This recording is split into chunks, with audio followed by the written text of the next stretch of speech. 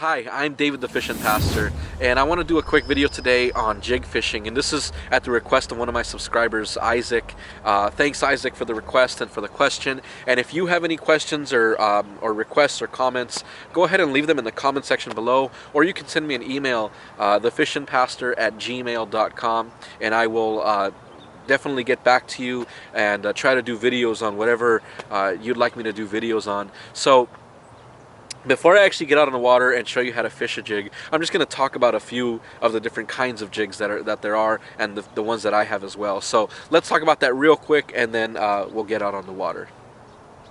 This is my jig box. I have a few different kinds of jigs in here, and I'd say the 4 different kinds of jigs, even though some people kind of don't count them in the same thing, is the flipping jigs, the football head jigs, the finesse jigs, and then the swim jigs as well. And I know some people they have them in different categories. I know like Gene Jensen, Fluke Master, he says the swimming jigs are in a different category. He kind of sees them as spinnerbaits without the blades, so doesn't really count them. But there's different kinds. These are the flipping jigs. And you can see some of them have a kind of different head, that kind of diamond-shaped-ish head, and then you have your football head jigs, which have that football kind of shape to it. And the big difference between these two is the flipping jigs, you're looking to throw them specifically into cover, into laydowns, into stumps, trees, things like that. Place where it's kind of shorter range, to be honest. You know, when you're flipping, it's a short range, accurate cast, and it's a soft landing into the water. Again, you don't want to spook the fish where you're at. You know you're looking at a target and you're flipping into that target. And again, you want something with a heavy hook, a thick hook, because you're going to be ripping fish out of there. And then with a football head jig, you're actually casting it out, and that's the one that I use mostly as a football head jig. Again, because I'm fishing mostly from the bank, I'm casting out.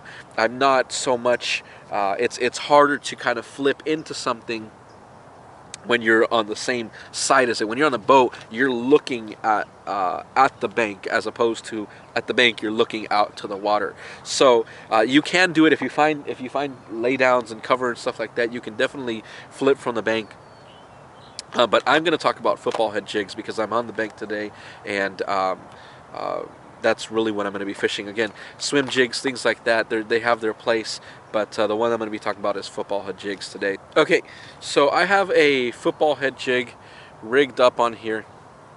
I believe this is a 1/2 ounce football head, and this is in kind of a green pumpkin, and then I have a trailer on here.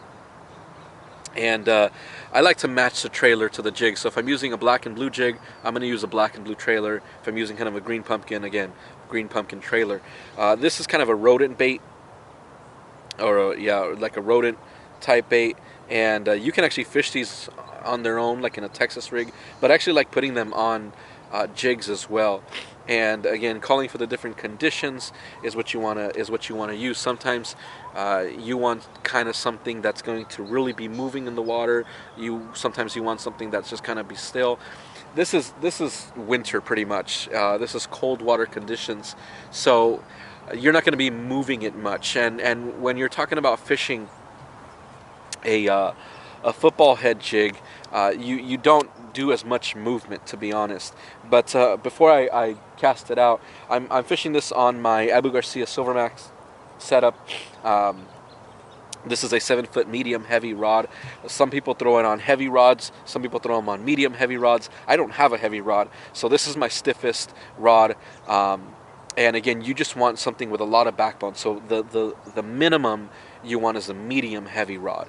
But if you do have one, a heavy rod, especially the bigger the jig, the heavier the jig, the more backbone you want, because again, you're going to be pulling it out. You need to drive that hook into the fish's mouth. Especially you have to get past the weed guards, which are these.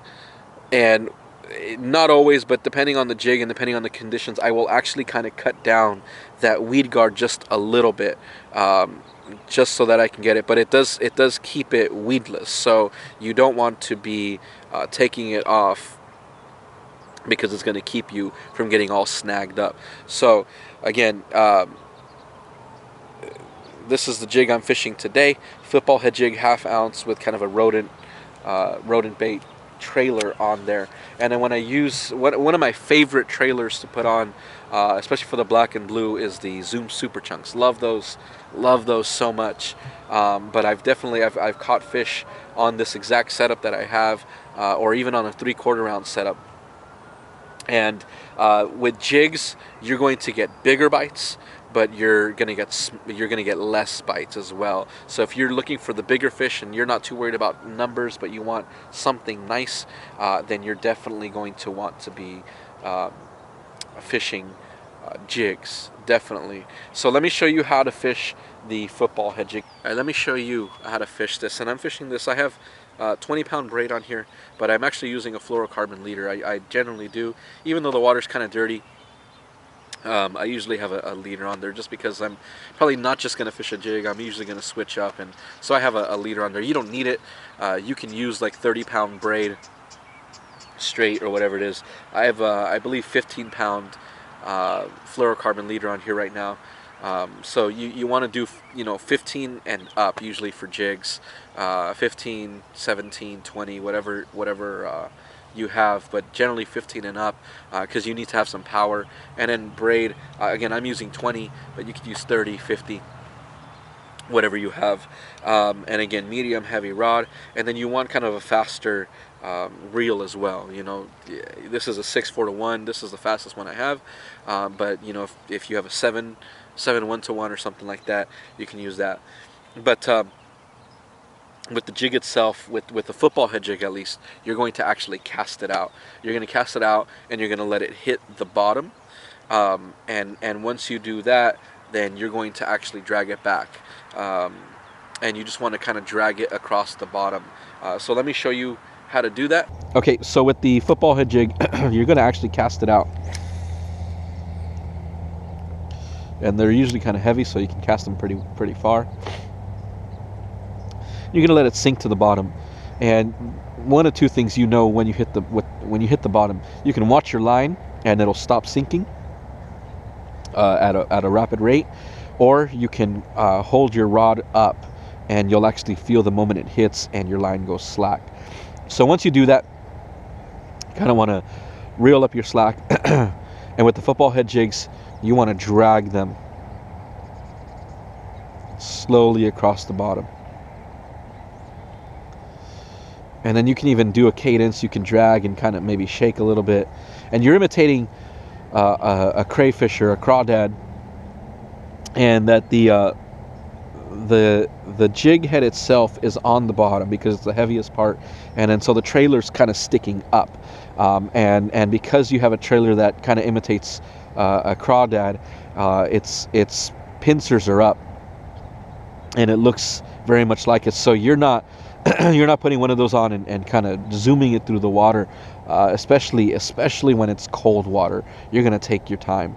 You're really going to take your time just dragging it across the bottom. And then again, you can shake it.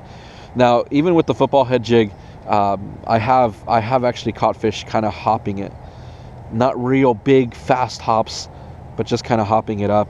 And as I'm kind of retrieving it, instead of just going sideways, I'm kind of going up, and I've caught fish doing that. So they're pretty easy to fish, especially if you're on the bank. And I've caught them in open water, and then I've caught them in trees as well, or under trees as well.